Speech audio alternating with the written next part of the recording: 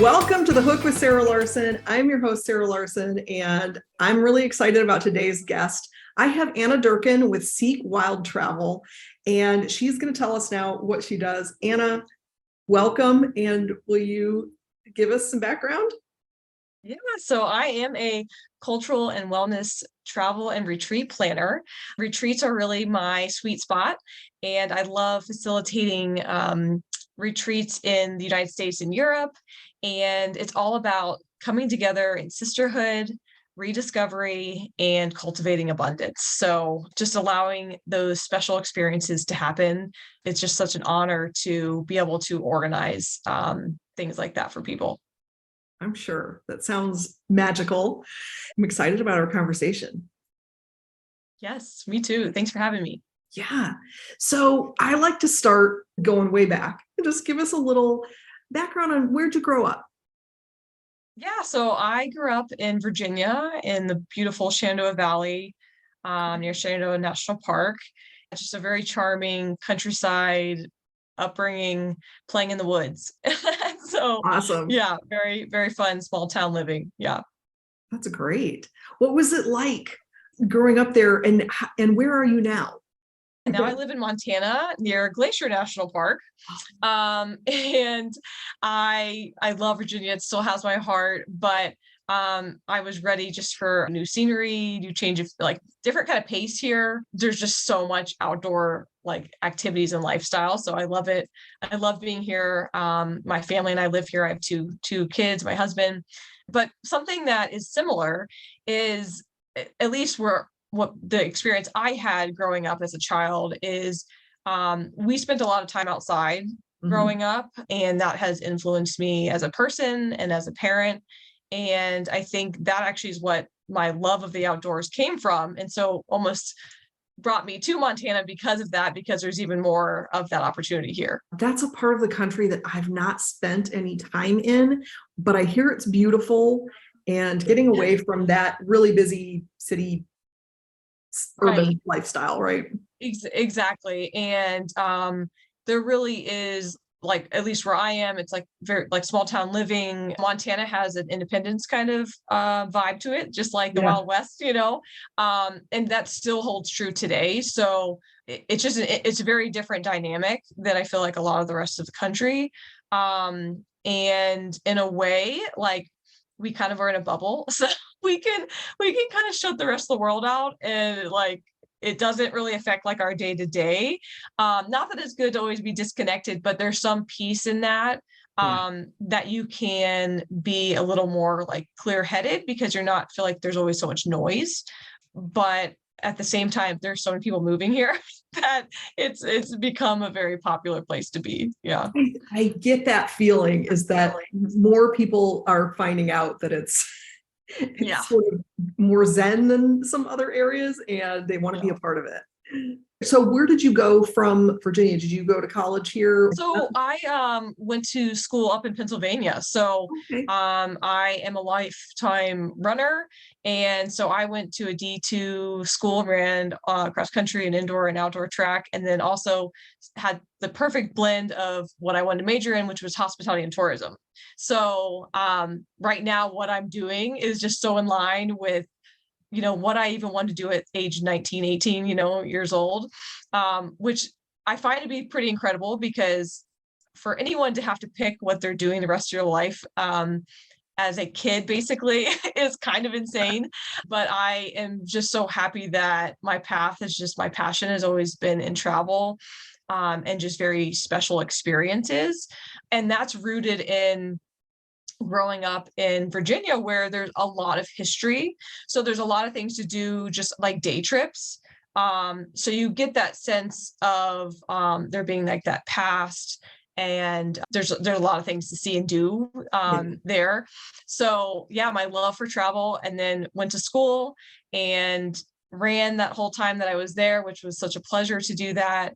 And it also was a small Catholic school, and there was just very special small class sizes, that kind of vibe. And just, yeah, another really special part of my life. Then as soon as I graduated, within 2 days a day the next day. I took a flight to Montana to work for the summer in Glacier National Park.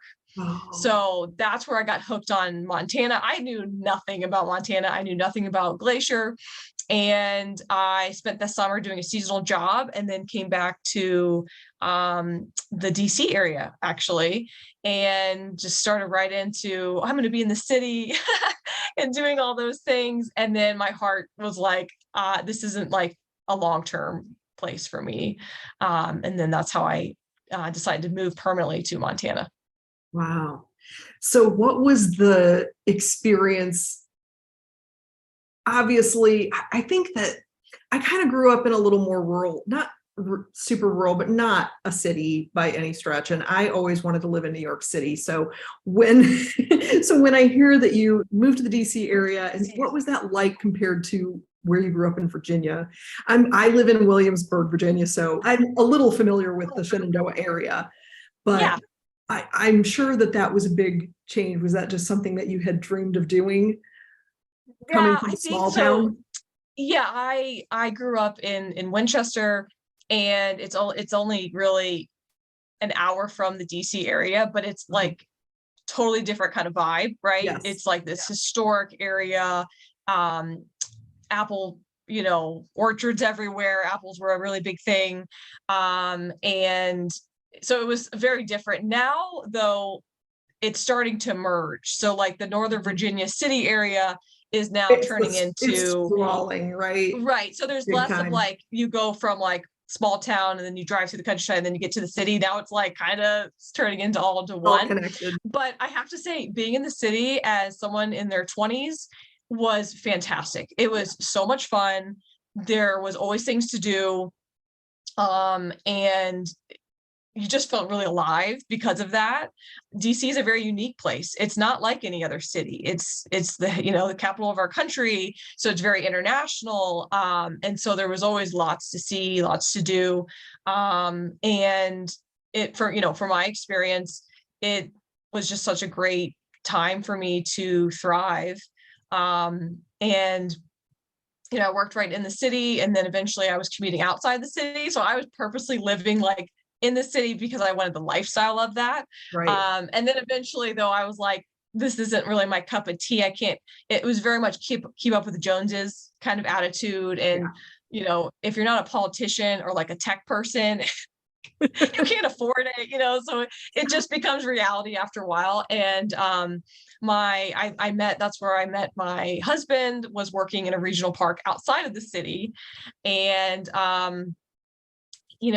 he's a Parks and Rec guy, and then I was this travel person. And so for us to be like in the Northern Virginia, DC area, it kind of didn't make sense anymore for us. Yeah. And so that's when we literally took a leap of faith, and he moved to Montana sight unseen. So you can just imagine, he grew up in like suburbia. And so Montana is so far, different from that. And the community here is just so like welcoming that I think I'm never going to get him out of here. We're here for a long time. You're here. Okay, that's really Yeah. great. But did you suggest that you guys go to Montana from your Yeah. experience? Oh, Was yeah. that it? Yeah. I had just had such a great summer when I had come, and it was just so like beautiful and mesmerizing. And I mean, that's how it's portrayed in movies and books and things like that, because it really is. And yeah, it was just me being like, let's just like go for it. I found a job, and he found one once he got here, and it just works itself out. So it was taking that leap of faith, though, that allows more leaps of faith to happen, I think. Yeah, absolutely. A couple things come to mind that I want to ask. One is, when you moved to Montana, what was that initial leap of faith like? You took a job, he moved sight unseen. I love to talk about disruption. That's a pretty big one. Moving states is Yeah. pretty big. How long were you married before you went there? So we were not married. And You so weren't married, you went there. that was Oh, really disrupting, yeah. people weren't so like, really, you're gonna do this? And I knew he was gonna be the one, so I wasn't like overly concerned. But yes, that was a big leap of faith. I had never done anything like that with anyone. And soon after we were there, we were engaged and then got Yeah. married. So yeah, it was one of those things that you kind of you just realize that there's more out there. And I truly believe like a change in scenery can really change things up. And that being said though, I kind of then was in that mentality of the hustle of where I was in my life, as far as I want to get married, I want to have kids, I want to be on like the timeline, right? Like I want to fit in with the perfect timeline. And so I was still on that track, even though I knew I wanted to be inspired in Montana and live a different lifestyle. It took me a long time until recently. I mean, we've been here 7.5 years, and really like I realized I dove right back into the same lifestyle I had of trying to keep up, right? Trying to follow the crowd.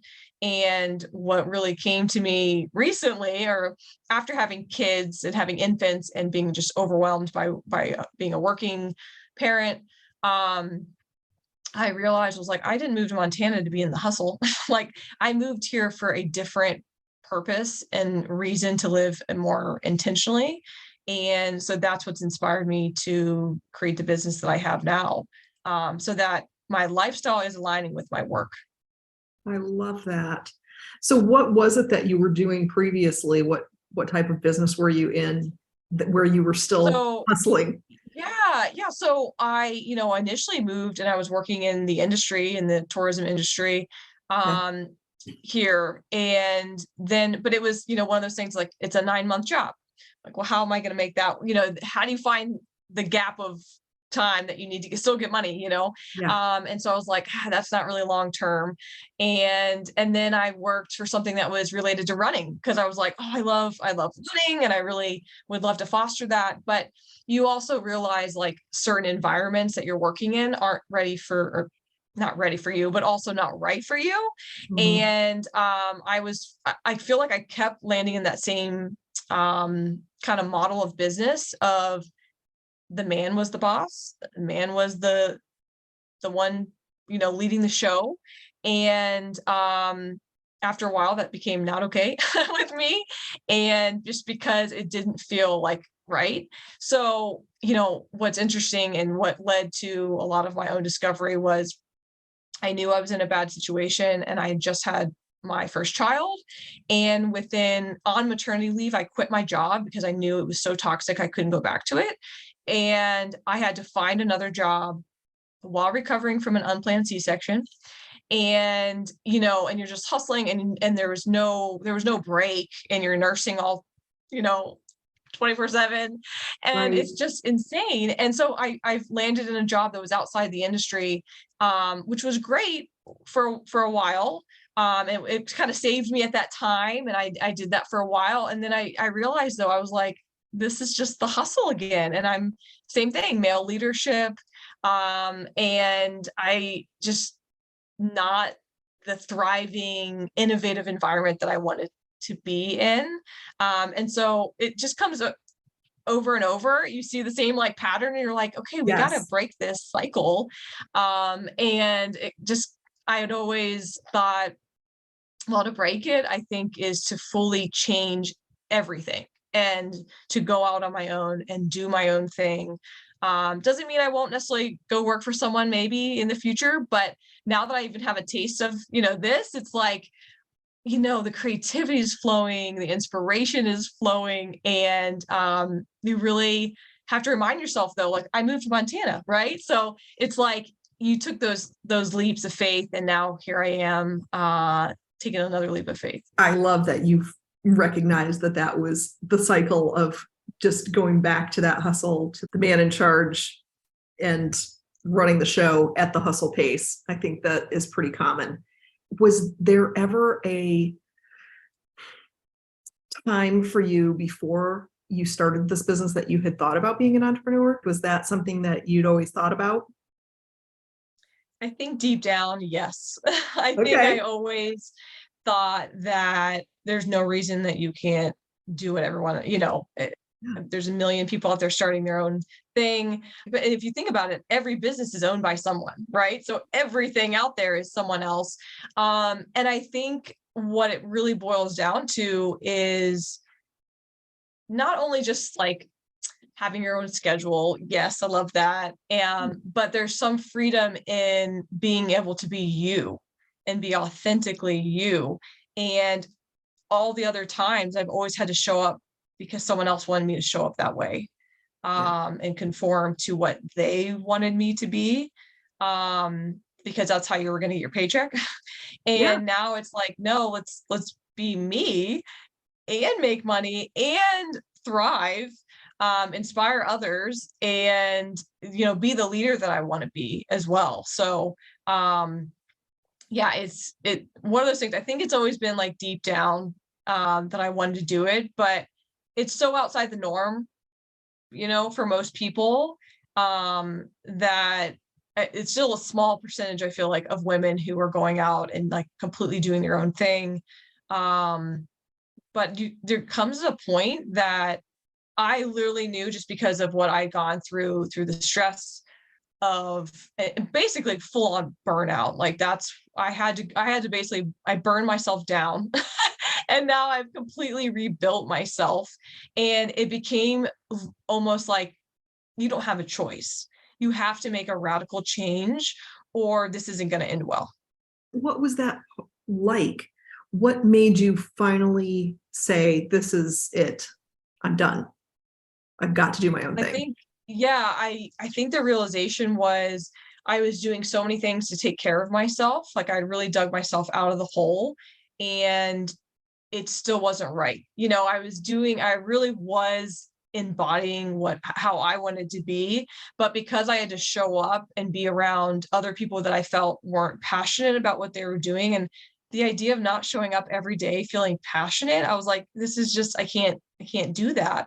And then to also just fully show up as me, um, having your own company, your own business, it does allow you to fit in like the other things that make you thrive and then therefore make you a great at what you do. Yeah. So I realized I didn't have time. I wasn't outside enough. That's a really big thing for me, being outside, being in the sun. It What really finally was like, I would be sitting in my office at work and not every day needs to be an 8 or 10 hour day. Yeah. And that's what's so frustrating, is that so many businesses are built on this idea that they want people in their seats. And it's like, not every day is like that. Some days, some weeks too, yes, I might work more and more, but then other days are not. And so I started just to realize that pattern too, of like, why am I sitting here? Like, what I could really be contributing a lot more to society by taking care of myself, taking care of my family, being home more, and then create this business that allows other people to thrive. To your point of being in a seat for 8 hours, it's really challenging. And it's a mindset that I hope that the pandemic helped to sort of break that cycle a little bit with having so many people working from home. Um, Entrepreneurs are also breaking that cycle because we're learning that, yeah, you may need to work a little bit more during certain times, but not every day. And there are things that we need to do to take care of ourselves so that we can show up in our businesses in the best way possible. So yeah, I just recently actually started a corporate job to supplement my self-employment. And I've been an entrepreneur for years. I've started many businesses, but an opportunity showed up in my world that I just went, okay, this is it. But it works for me because I'm aligned with what the mission is and I'm working remotely. And the message that I'm receiving is get the work done. Is as long as the Right. work is done, it doesn't, you don't have to be in your seat 8 hours a day. So it's nice to have that message received that I'm valued for what I can contribute, and I tend to get things done quickly anyway, so it's okay. Yeah, I know. And that's exactly it. That's why I say, who knows what the future will hold? Because so many companies are changing and shifting. But there still just needs to be a lot more of the shifting. And then, another big part of it is like lack of maternity leave for so many people, and like fully actually leave. And that's a really big thing that we have to figure out as a society, because if the family isn't thriving, society's not thriving. So it's all interconnected. And I think if more businesses realize that, it would make a huge impact on our world. That's something that really needs to be adjusted in some way. And I think what it is, though, the working from home does help that. But Well, it when does, you but work for a small company, you don't have any care. You don't have real leave.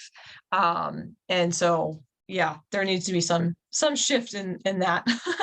yeah, and I'll be honest, in a business that my husband and I ran, he owned, and I was helping him run it. We were a small business, and we didn't have any women that needed maternity leave, but we had men who had wives that were having children, and we as a business weren't able to offer them much time off, which, Right. looking back, it's difficult because I don't have kids. And so for me, that wasn't a priority. Our priority, I was still in hustle mode at that point. And so our priority was growing our business and making sure that we stayed in business. And we had 20 employees, and we needed to make sure that they kept their paychecks. Right. Yeah. So it's really a difficult balance for a small business, especially. I'm curious to see, and I don't know if you know anything about this, but I'm wondering if, I feel like some of the bigger businesses that can sort of shuffle people a little bit and kind of cover, if they're allowing a little more. I know I've heard of businesses that have paternity leave in addition to maternity leave. And it feels like letting those employees have full time away with their families is really important. Right. And it's so interesting too, because I mean, some of the things I've heard are, you literally go from being in a meeting at 5 o'clock in the afternoon to the next day. Like, I had a scheduled induction for my second, and I literally was there after 5 o'clock. The day And I before had your a child, 6 o'clock, before I you had were a being 6 o'clock induced. appointment the next day. And that's what I mean by like male leadership who's just so clueless. Yeah. Because honestly, like, at least half day, like at least real, like he did it. Yeah. What? And yes, I could have asked, I'm sure. But it was one of those things that, like, there's just so many people that are like really clueless. And, oh, what's the big deal? It's her second kid. Can't she just come right back? Right. No, and it's not a vacation. Like, in no Right. way, shape, or form is it a vacation. So, and if people actually knew, I mean, husbands that have kids and stuff, they know, like, your body is literally healing. You're nursing a baby 24/7. You have no sleep. If you have other kids you're taking care of, if you're a single parent, who knows, your husband could be deployed. I mean, you never know, or you're by yourself. And there's just so much to it. And there are companies out there that will pay you your full salary for maternity leave, because most maternity leave is only a percentage of your pay. It's not even your full pay. It's not even like, Right. you really, actually, for most people, that's not an afford. You can't even do that. But there's just something about, I think, women's mental health, if they felt like they didn't have to juggle the world, that they could come back into a role, but so many then decide not to. And I feel like that's what happened after the pandemic too, right? So many women were put out to just like well, you do it all, do the childcare, Teach your thankfully children I was not in school. that mode because I have like little toddlers that were going to a in-home daycare that never closed during COVID because she was private. Oh, She could do wow. whatever she wanted. I went to work. I technically was an essential worker because I worked for someone who built homes. So my life didn't really change that much then, but for the women that it did, and I think now the statistics are of women like going back to work, we're like back to the early 80s of how it was, like how many women were actually working in the, because so many decided like they didn't want to do both or they can't do both. They just, their mental health cannot handle it. And they're just, living that way. But yeah, it's something we need to figure out because like you said, I worked for a small company. And if I was the owner of those companies, I'm not sure what I would do either. I think there's some models of like kind of how PTs rotate. There's Right. those kind of rotating things, and maybe that needs to be more in the conversation of like how, with remote workers, I mean, it's a lot easier. You don't have to have an overhead. Right. You could help people set up independent contractor, you can do some different stuff. But yeah, it's a challenge, but I just think the more we can add to like women's health and overall well-being, it really sets up the whole society. Yeah. So how did you dream up the business that you created? Yeah, so I think, it was evolving process. And I think it's always evolving, right? I don't think it like really changes, but for me, it was all about travel and being connected with others is just so inspiring, so rejuvenating. And to bring that all together for people with my expertise and my background in the travel industry, allows, especially for retreat leaders, to come in and not feel like they had to do it all. They can actually come in feeling like ready and revved up rather than coming in feeling so depleted. And so that's what's really fun is I get to use like my knowledge, my background, and a lot of people don't have that knowledge and background. And so it takes them that much longer to plan, that much longer to figure things out. And then on top of that, they're all supposed to come into the retreat with like all the juicy stuff, right? Like what they're trying to teach or lead. And you don't want that to go the wayside because that's what your attendees are there for. Your attendees are there for you as the host, for your expertise. They're not there because you're a travel person, like like they're there because they want to be inspired and rejuvenated by the host, leader. So I just take all that burden away, but it also just adds a lot of excitement to my own life too. I really thrive on finding like the perfect accommodations and making sure the itinerary actually flows so that you're not like, ooh, now we have this gap of time. Now we need transportation to this other thing, but we don't like, it's not all perfectly set up because they didn't think it through, because there's just there's a lot of details, but the power of getting away, and then learning at a retreat and then taking that back home, can really transform people's lives. And I think for me, that's what I really wanted to create was how do I transform, but also lend like a helping hand. Like I like to think of it as like I'm offering my service, because I know it's going to help you facilitate like what you're trying to facilitate in your retreat. I love that message of having somebody else do the work of setting up the retreat so that you can come with the energy that you need to share with the attendees. That's what they're coming for, is for that beautiful energy that would not be there if you're burnt out and stressed out from planning the event itself. Yeah, exactly. And think of all the other things you're doing like in your day to day. Like Right. most likely they're running their own business for most retreat leaders, they're either a coach or a spiritual leader and they're doing like their own thing with their business. Then they also need to plan, like I said, like the juicy part of the retreat, and then also live their life. So there's like all these other components. And if I could come in and be like, all right, let me just guide you through this process. Here's some options. Okay. Like, let's not overwhelm you. And let's just get it done. I think that's what it is too. It's like a dream for a lot of people, because they have no idea where to start. And if you have someone who's guiding you along, you're literally just making decisions. But with the best information. So, I've already done all the painstaking research. Now I'm Yeah, presenting you options. Now you pick. And then you just kind of start to like check the boxes and things start to flow. that's awesome. I think that sounds like so dreamy Yeah. to plan an event that way. I know someone who planned a huge event that was out of state and launching her business and launching a podcast and all of these things at the same time. And it was a fundraiser. It was a crazy amount of work. And hearing her talk about it made me tired because I can't imagine having to do all of those things myself. And I believe she did most of it herself. So I wish that I had been able to recommend you then. Yeah, definitely. Next time. Love that. I mean, she may have Yeah. had some help, but it sounded to me like she was doing quite a lot of it on her own, and it was a lot. In addition to another job that she was still doing while she was launching this new business. What so far has been the hardest thing about being a business owner?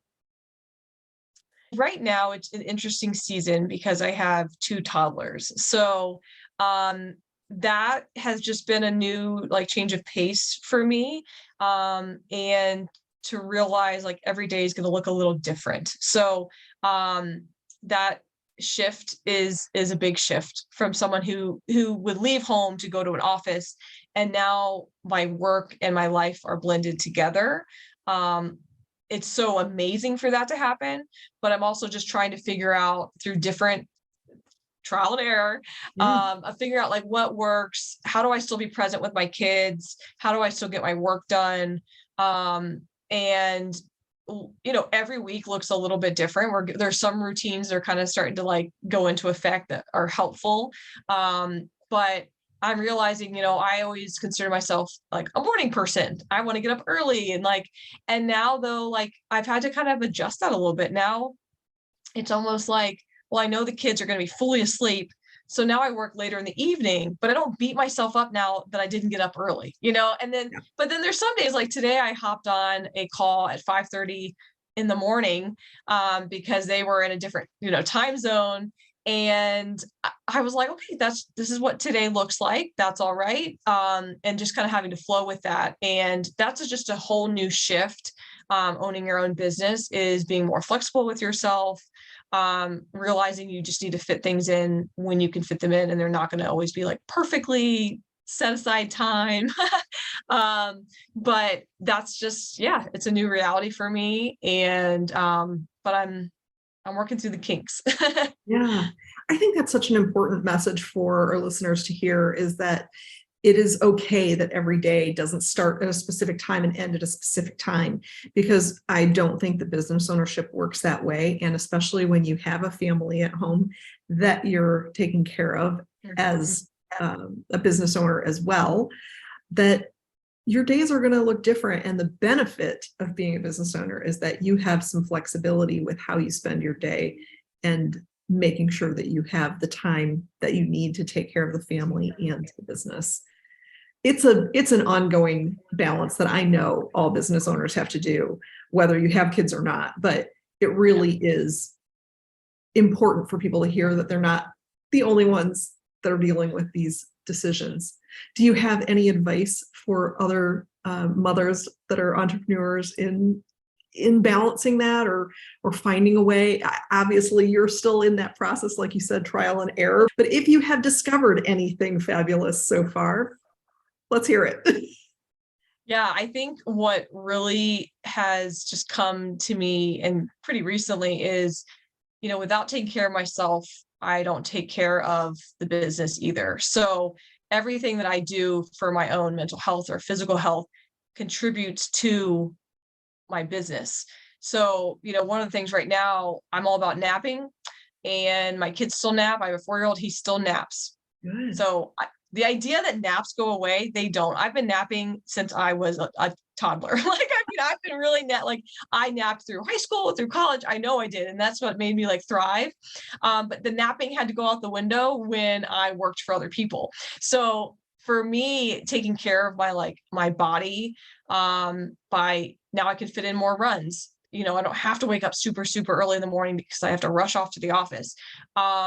So for me, running, making sure I'm eating throughout the day, hydrating, all those like basic things. But when I take care of myself, I can help take care of my business and my family. And that's like the big change that shifted me is I was just taking care of everyone else and taking care of someone else's business, and then not taking care of myself, because it didn't feel like the cycle responded in that same way. But when it's truly your own business, like if you are not healthy or in a good spot mentally, how are you going to, work with clients? How are you going to make money? So, one thing really does lead to another, and it's a full circle. So one thing can't go out the window. They are like coexist. You make a great point of when you're working for someone else, like how, whether you're aligned with the job that you're working or not, if you're in a situation where the atmosphere does not have the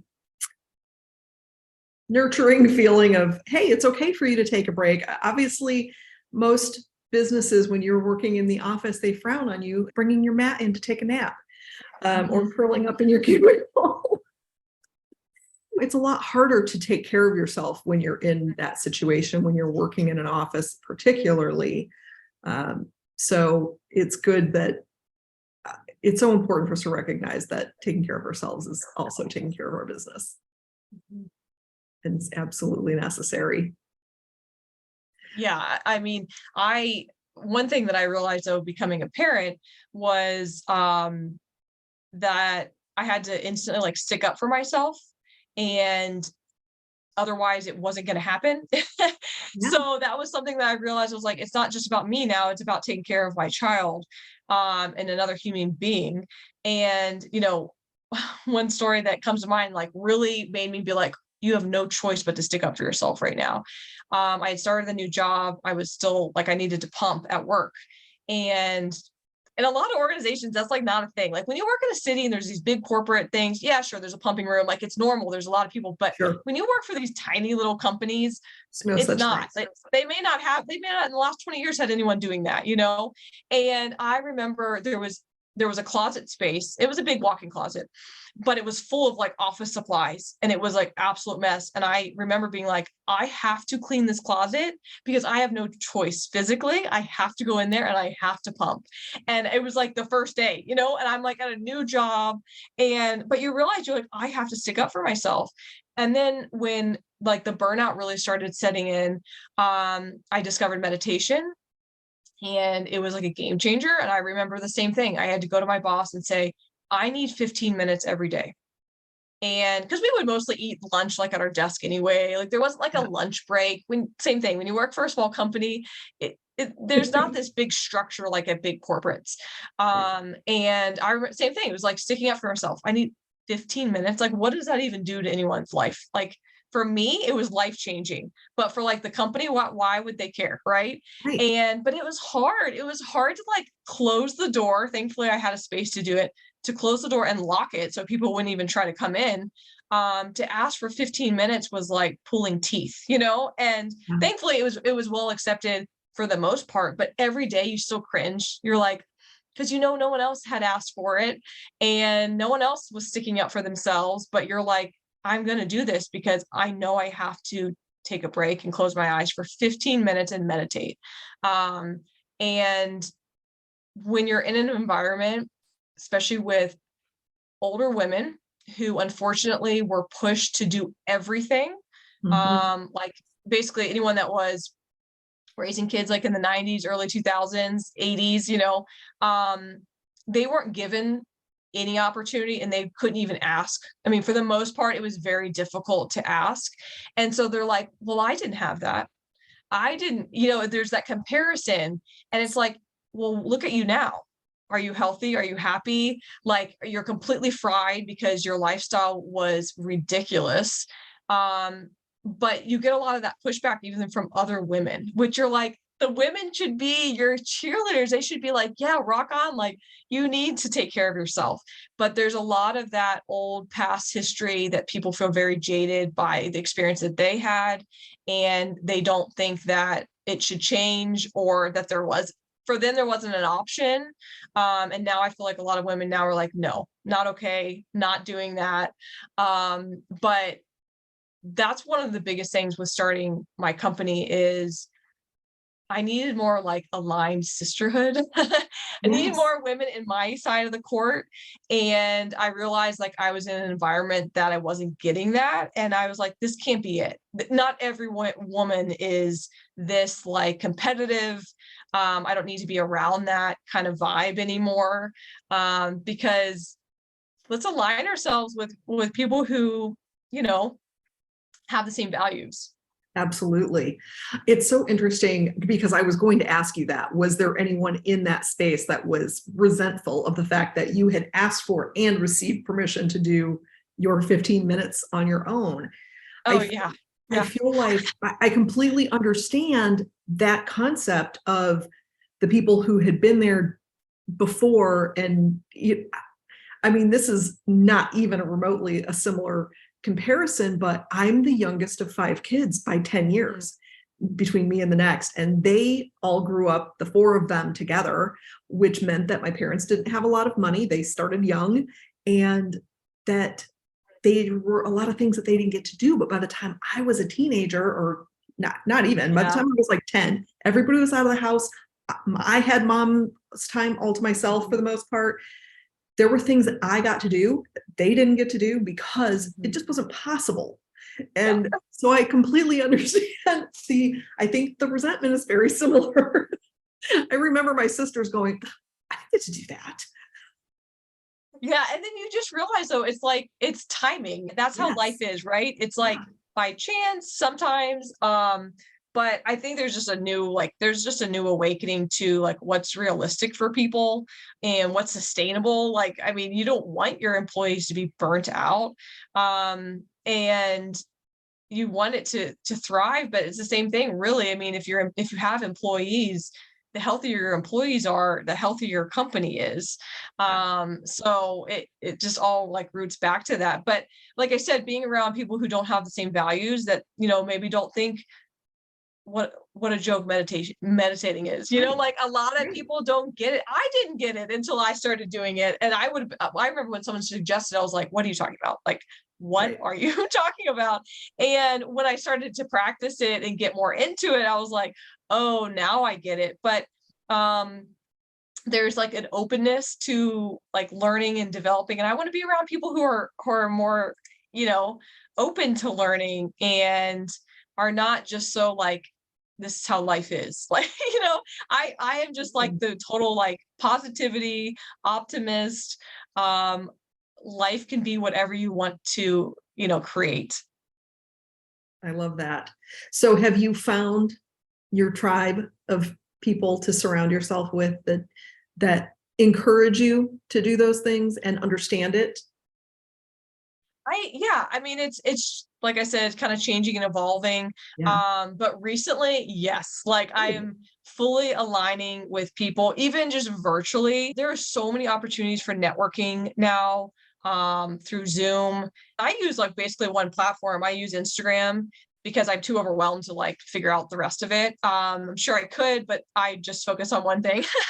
Yeah. And the amount of community I feel just with that, which I never would have thought, when I had like a personal account, it was okay. It was fun to share with Yeah. friends and family. But when it's a business account and you're able to just connect with other like-minded people, and then network and then join courses, and you start to realize you're like, oh, I'm not the only one. Like there are a lot of people out there that want a shift in their lifestyle, and a shift in like the conversation of what life could be. So yes, I just recently, I would say in the last like several weeks, things have really picked up as far as my ability to be around other women, because it can be lonely when you have your own business too. Like that's a big factor in Yes. it. So finding like that kind of tribe is pretty essential, at least for me, it is. I love my alone time too, but it's really great to be inspired by other people. I couldn't agree more. I think that we need community, even when we are people who need our alone time. And like you said, being a business owner can be very lonely. And so even just surrounding ourselves with other women who are, down for the lifestyle, but also that agree with building that lifestyle into their business is a magical thing to have. And, there are men that get it as well, that are out there, and we've met. I know one of our mutual acquaintances is one of those people. And I just think it's so amazing to see that. And I absolutely love that you're finding it. And especially virtually, I think I have some really great friends that I've only known virtually, and I can't wait to meet them in person, but I feel like I've known them forever and we've only met online. Yeah. And I think that's what it is just like showing up as your authentic self. Is so freeing. And then you start to find those other women or men, and you're like, oh, it's such a refreshing feel after feeling like you always are in these other companies that you might align with some people here and there, but it's nice when you can just always be surrounding people, with people that are aligning with you or challenging you too. They don't always have to be like right in line with you. But there's a shift when you're choosing who you're around. Then when you show up at a job and you're like, I don't, like, yes, everyone has a choice, but no, I mean, the job is what the job is. And so sometimes you decide, well, the position is worth it, but like the environment's not that great, or vice versa. Like environment's great, position's just okay. And that's why I think when you own your own business, you get to do both. Yes, which is so amazing. What does the future look like as your business evolves? What do you envision? Anything that you haven't done yet that you see in the future? I think just really right now is making sure I just keep things simple, have my my really strong offer out there of like, this is what I help you do. That's kind of what I'm sticking with. I would love to expand our family a little bit more. I would love to eventually, once a year, I probably will host my own retreat as a fun way to incorporate all the things that I know and can do. And I love that. And also, big part of it is going on other people's retreats. I just think retreats are so uplifting. And the goal too is like financial independence. I want to travel more. I want to show my kids the world. We just went to Scotland with our toddlers, and Wow. it was amazing. And my 4-year-old talks about Scotland all the time, and my 2-year-old. And they always say they want to go back. It's so cute. And I'm like, Oh, we'll probably go somewhere different, but I do love Scotland. It was like so magical, and I can't wait to go back.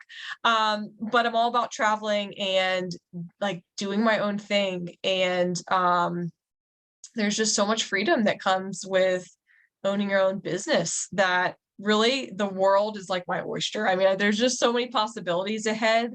I still love being at home though. I love to garden. So there's all those other little things that are all part of it, right? It's all like intertwined. And I feel like my personal goals integrate really well with my business goals too. I love this idea of just taking the time to travel and enjoy your family. Hosting your own retreat, absolutely. Of course, that makes sense, because if you have all this experience helping others, you're going to see the things that they're doing and what you want to incorporate into your own. I love that. That's really Yes, great. absolutely. And like there's just so many fun little parts of the world. I mean, even in the United States, there's so many amazing, rejuvenating places to go. And I think the change of scenery makes a big difference, I think, in my life. That's awesome. I'm going on my very first retreat this fall, and I'm really looking forward to it. And just having the experience. It's only a couple of days, but it's magical. It's one of those places where I'm going to be seeing people that I've only met virtually before. Mhm. So I'm really Very excited cool. about it. Yeah, Looking that's forward so to it. fun. And it's just so fun to like you said, like you connect in person. The virtual thing is really fun, but then to like take it to the next level and be like, oh hi, and like give them a hug, like Yeah. it'll be so nice. And then like those like late evening conversations that you get to have, and it's gonna be fun, I bet, for you because you'll almost it's like catching up with an old friend you haven't seen in a while. And diving in even deeper, into like your relationship of like, oh, how's your family? And that's really exciting. Yeah. Yeah, it is. It's exciting and I'm looking forward to it. Um, Anna, it's been really wonderful getting to know you and learning about what you do and just your life experience. Amazing. And it's interesting. I'll go back to one thing that you mentioned just to sort of hone in on this idea of having those connections. Of the number of podcasts that I've done, I have found that everyone has a connection that has helped them get through difficult times, helped them align. Even if it's just one person, that human connection is so, so important. So I'm so glad that you're finding that, and in your own way, and people that you can connect with authentically, because I think that that is the other part of it, is not just people connection, but the connection of people that you can be authentic with. So. Absolutely. Yes. So important. All right. So you mentioned that you are on Instagram, and I think it's Seek Wild Travel. Any place else that you want to send people on the internet to find you or connect with you? You can seekwildtravel.com is also my website that describes, a little more detail. I'm also a travel planner. So I do love also planning people's trips. And there's so many busy moms out there who are always the ones planning the trips. And so I can also take that off your plate if you want to plan a family trip or a girlfriend getaway or you and your husband. So travel planning, but the retreat side of it is like the majority of what I do.